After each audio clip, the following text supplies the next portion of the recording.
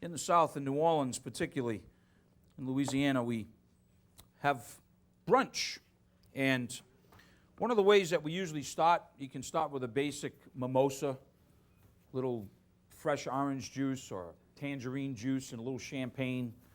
And then there are these cocktails, particularly in New Orleans, like Sazerac and Absinthe Suisse. And then there are these eye-openers called milk punches.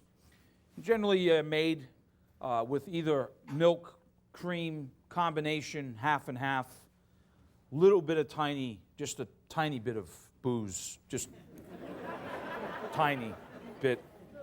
And they kind of open your eyes a little bit, and then you get in the brunch mode. You would too if you had. Anyhow. So I said to myself, how do we kick these up a couple of notches, you know? And we've come up with it, so I want to share it with you. When you want to get your eyes open, you can do this. You can make these the day before. Show you how we do it. I'm using half and half right here in this container. Now, generally, you don't do them in a container. Or sometimes you're having company over for brunch. You make a half gallon or a gallon of these things and, you know, just keep them in the ice chest. Well, we're going to show you how to kick it up a notch. So, again, I'm using half and half. I have just basically like 3 quarts. Mexican vanilla. Yeah, I'm not making that up.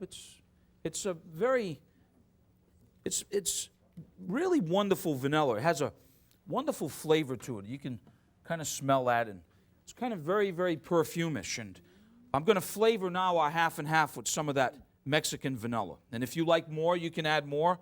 And there are other things that you can flavor it with.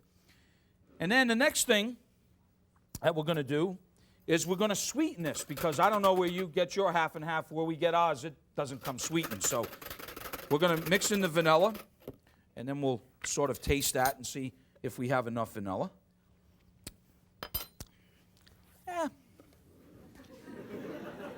One more notch. Now we're going to sweeten it with a little simple syrup, because if we added just sugar in here, we'd get that granule mix because the sugar really hasn't dissolved. So what you do is you make a little simple syrup, which is basically just water, H2O and sugar, bring it up to a little simmer, gets it all nice, and then we'll sweeten this. It's an easy way to sweeten this. Great thing for iced tea too, guys, if you want to make a little simple syrup. You're supposed to add, maybe about a cup, but hey, it's like, get another spoon, taste and see if that's how sweet you want it. You don't want it too sweet, it's an eye-opener. Not dessert. We'll add it all. All right. Yeah, we'll add it all. Now,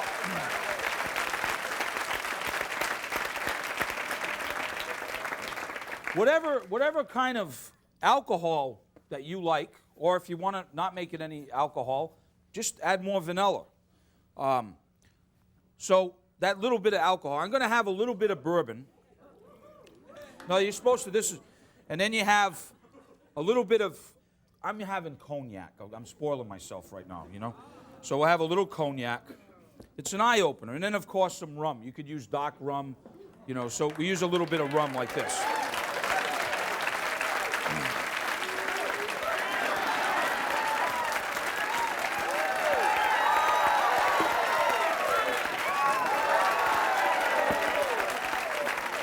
Now, you got to be very careful how much alcohol, because it won't freeze, you know. You get too much in there, you're in trouble. The whole idea of this thing, you get it and then you put it in the freezer. Well, I'll show you what, you know, I had one here, Doc, that we just kind of, you want to do this a good day in advance or a couple of days in advance, and when you're ready for this eye open to get started, right, you see it's, look, frozen, right? You get one of these ice picks. You probably have had one in their drawer for 30 years. You never knew what to do with it except chase your husband around, right? So you get like this ice pick thing like this, and you just kind of, you know, break it up a little bit like this. And then what happens is you're ready. You know, the guests are there. And what you do is you get a spoon now, and you see that you kind of shave that like this. Put it inside of the glass. Shave it like this again. inside of the glass. And then the way that I like to simply just garnish it like this is very simple. I take a little bit of fresh nutmeg.